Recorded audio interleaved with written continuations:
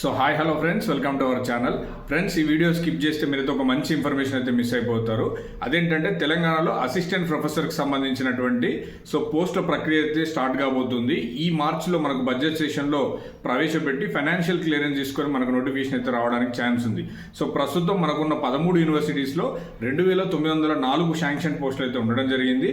అందులో మనకు 763 పోస్టులు రెగ్యులర్ బేసిస్లో ఉన్నాయి, 1174 పోస్టులు కాంట్రాక్ట్ బేసిస్లో, మరియు 544 పోస్టులు మనకు పార్ట్ టైం బేసిస్లో ఉండడం జరిగింది. సో అయితే మనకు 500 వేకెన్సీస్ మనకు రిక్రూట్మెంట్ ఇవ్వడానికి అయితే ఛాన్స్ ఉంది.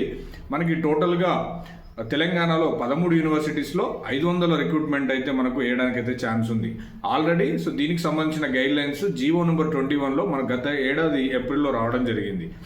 అయితే సో అభ్యర్థుల నుంచి మనకు పిహెచ్డికి 10% అంటే 10 మార్కుల వెయిటేజ్ అయితే ఇవ్వడం జరిగింది.